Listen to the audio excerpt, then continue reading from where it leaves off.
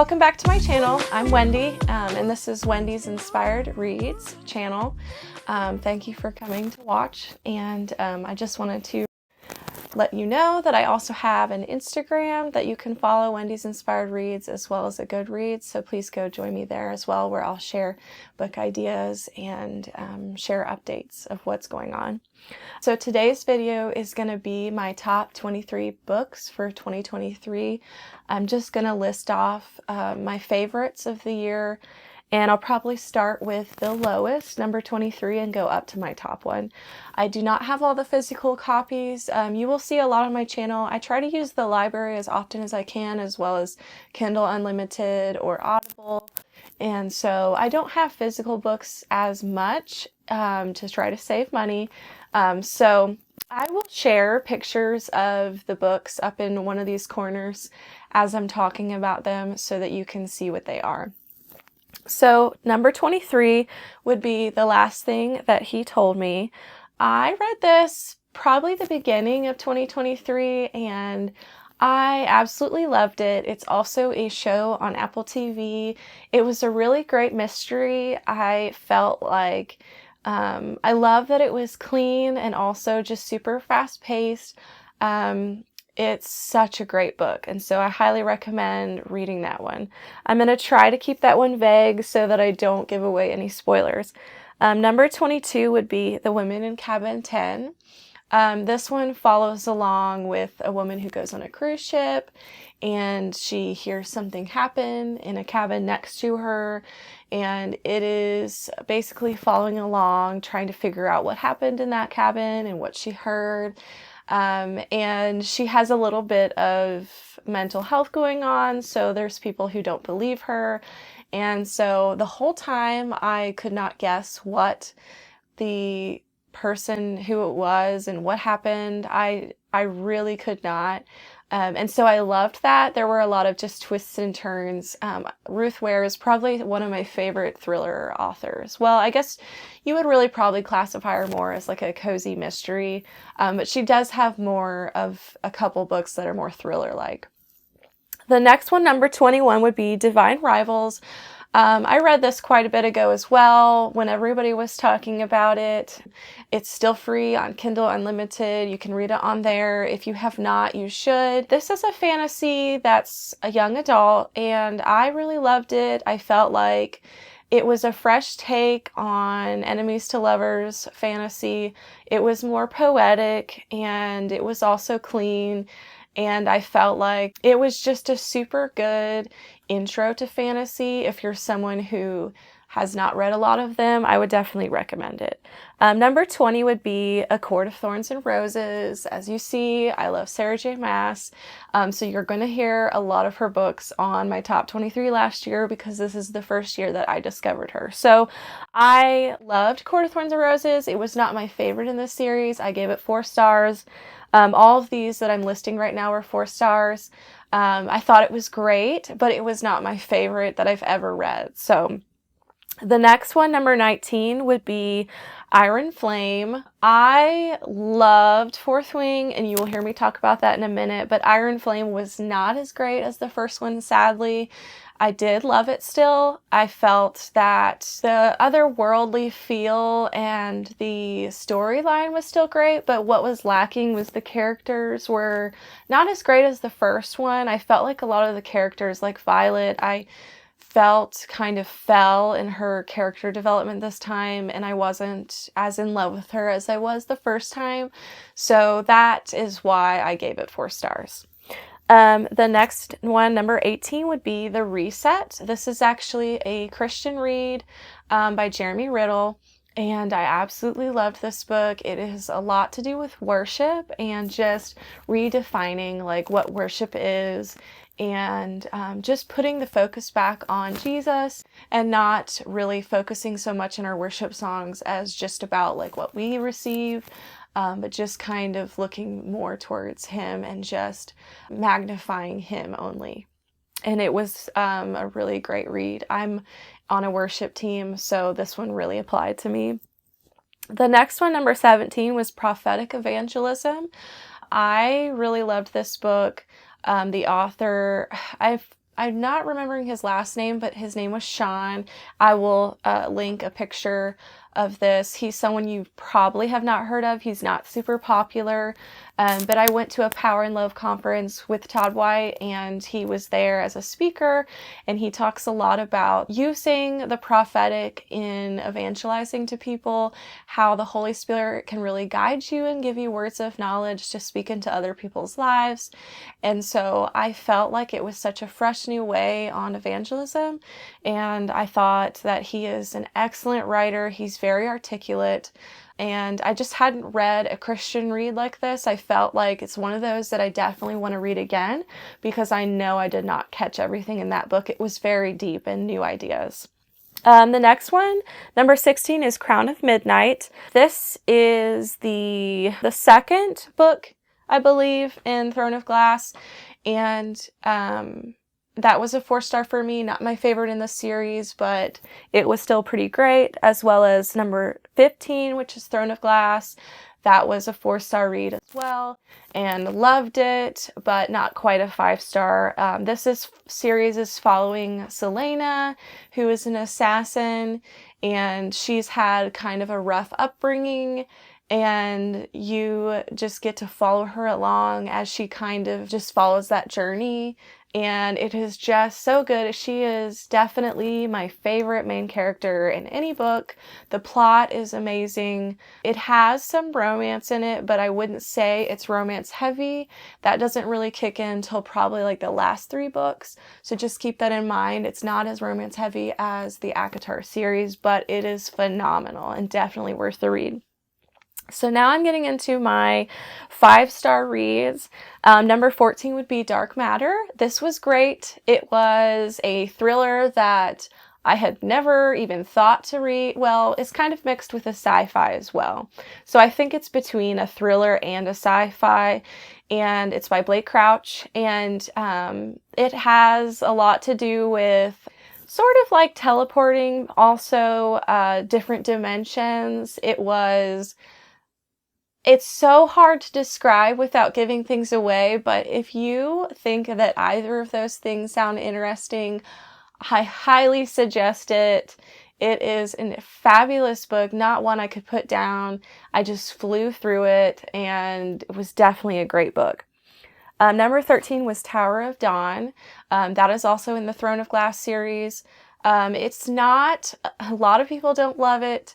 I recommend the tandem read between Tower of Dawn and Empire of Storms. I think that's why I ended up loving Tower of Dawn, because I think it would have been a little boring had I not. But when I did the tandem read, it was really great to mix it up with Empire of Storms, and I felt like they just went together really well. I looked it up on Google and found like a tandem read for it, and I really, really loved that. I felt like it was definitely a 5-star for me because there were characters in that book that I really loved to get to know, and I just loved it. So number 12 is Inheritance Games. I actually just recently read this. You will see that on my Instagram because I just started it, so you will not see all these books on there. But Inheritance Games is a great YA series, and I've only read the first one, but I really enjoyed it. It was a new take on kind of like a cozy mystery that I have never even read before, like nothing like that concept. And it reminds me a lot of Clue, the game Clue, and I just thought it was great because I haven't read anything that's similar to this type of book. And it's also clean, so it's something that I would definitely pick up and look into. Number 11 is The Ballad of Never After. This is in the Once Upon a Broken Heart series. It's the second one, and that was The Ballad of Never After was my favorite because of the character Jax. If you know, you know. He is just great, and I loved this because you really got a take on him, and so I became obsessed with that book. And I did read the last one, did not love the last one, sadly. It kind of let me down, but still an amazing YA series. It's more like a whimsical series, romance, and it's super great. The next one is number 10, which is The Last Word. by Taylor Adams. I have not read any of his until now, and I am now going to have to because it was amazing. I highly recommend the audio version. The narrators did a great job. I could not stop listening. I listened with my best friend Leah, and we both were hooked from the very start. I could not guess what was going to happen. There were so many plot twists. Even till the epilogue, I did not know what was going to happen. And this is following a person who gives a 2-star review on a book. And then after that, the author really starts to harass her and come after her. And so it does not turn out at all like you think it's going to, and it's just really good. The next one is number 9, The Serpent and the Wings of Night. This is a newer fantasy read. It definitely blew up on TikTok, and I was a little later to the game, but it was definitely worth the hype. It was just, from beginning to end, I couldn't stop reading it. This follows more of like a vampire, Hunger Game type of story. It's got the enemies to lovers, and it's following a girl who kind of enters these challenges and has to fight vampires. And I just thought it was super interesting because it was so much like Hunger Games, but like a different take with the vampires. So it's super great. I would definitely look up the trigger warnings for it. There is quite a bit of violence, and just a phenomenal book. Now, I did read the second and third, and I didn't love those as much, sadly. The next one would be number 8, The Four Winds by Kristen Hanna. This is following the Great Depression. I absolutely love this book. I thought it was phenomenal. I felt like it really just tugs at your heartstrings. I really felt the struggle that they went through, just trying to make meets end and to get out of, the situation that they were in, the struggle that they went through. Really just, the way that she writes, I just feel is so just deep, and she's just such a great writer, and she puts such a new spin on real events that have happened. So I highly recommend that one. One that's not on here because I didn't read that this year, but I read in the past, which is my favorite book of all time, is The Nightingale, and that's also by her, and I highly recommend that one as well. That is my favorite. The next one would be number 7, God's Generals, Why They Succeeded and Why Some Fail. This is following a lot of the revivalists that have happened and the movements that happened with that in the past. I thought it was phenomenal because it was so informative, and I didn't know about most of the revivals that have happened. And I felt like it was encouraging and inspiring in my Christian faith to hear about what happened in their movement with God. And so I highly recommend that book. It's by Robert Liarsden, and I will show that up front because I'm sure I did not pronounce his name correctly. The next one, number 6, is A Court of Silver Flames, Sarah J. Maas. This is the 5th book in the ACOTAR series. I loved this book. I felt the struggle that Nesta went through, and the redemption in the story was so great for her. I loved getting to see a lot of the symbolism and the descriptions of just kind of touching on mental health.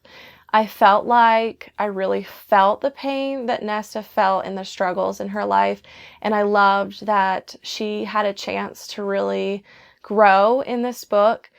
There was a lot of spice in this book that I personally don't love, so if you do not want that, I would not recommend this series or this book if you do not like that. But the rest of the series, the story about Nesta was what made me give it a 5-star. I just loved her character development. I loved how it wrapped up at the end. The next book is Queen of Shadows. I believe it's the 4th one in the TOG series. If I'm not, I will write the correction. That was probably my first one that really I loved. Gave it a 5-star in the TOG series. And the action was amazing. I really felt like the main character was just so good in this book. This was where I felt like she really shined. And so that was the first one that I really fell in love with the series. And then number 4 is Empire of Storms, which is the 5th book, and that was the one I tandem read with Tower of Dawn. And it was incredible. Leaves you on a huge cliffhanger, which is also why I recommend the tandem read, because you will be left on a cliffhanger and then you'll have to read a book that is similar timeline and you're going to hate it. So tandem read all the way. The next one, this is getting into my 6-star ratings. I have created a special section for 6-star books because I personally feel that 5-star is just not enough for some books. And so I will 6-star an absolute phenomenal book that I loved beginning to end, because I just don't think 5-star does it justice. I don't think they compare to the other 5-star books that I've read. And so this is just like a special section that I've created for me. I know that's not how everybody does it. So in my 6-star section, number 3 would be Fourth Wing. This book was phenomenal beginning to end. It is the book that got me into fantasy, by Rebecca Yarros. I'm sure you've all heard about it because it broke the internet. No one could find any books. It was sold out everywhere, all over TikTok. Incredible, incredible book. It follows Violet, who is entering a military school where you ride dragons, and it is super brutal. And the author has had experience in growing up in a military family, so she has a lot of really great writing where it describes things that she goes through that I feel like is most likely because she's experienced a lot of like the military background. So I thought she did a great job. I would never think I would read a book with dragons, but I did, and I loved it. I was hooked and couldn't stop reading. Definitely recommend reading that. And then that got me into Sarah J. Maas after that. So the second one is A Court of Mist and Fury. This book is phenomenal. It is the second book in the ACOTAR series, and I can't say a ton about it because it'll give things away, but it really is one of the best books I've ever read. It is still following the same main character that's in the first book, and her character development really grows in this book. I feel that it really touches on a lot of mental health as well, which was super great to see that she really just touches some hard subjects within her story. And I really loved that about Sarah J. Maas. A fun fact that I've learned about her is that when she wrote the 5th book of ACOTAR, she was talking about how she really struggled with mental health while writing this book. She had, for the first time, really had addressed that she had a lot of anxiety and depression that she was kind of just ignoring, and really just started to address that and get help with therapists and medication. And so it really comes across in that book, Court of Silver Flames. And so I noticed that in her series, she really does address a lot of mental health and psychological issues, and she doesn't shy away from that. And so I love that she interweaves that into fantasy, but also, you know, they're fun books, but you can get that emotional connection as well, and you can kind of relate to them. And then number 1 of the entire year would be Kingdom of Ash.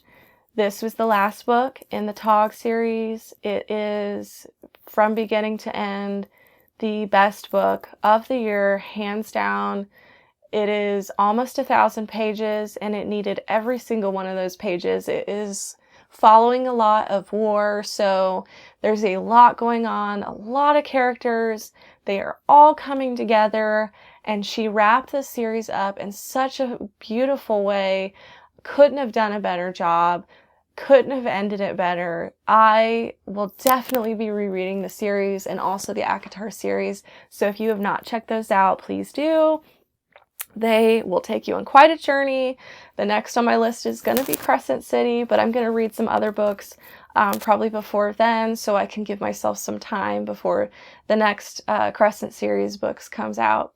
But I just want to thank you guys for coming and watching today's video. Give me suggestions for videos that you would like me to do in the comments below, and let me know what your favorite books are and what your favorite genres are that you would like to see some recommendations on. Bye, guys.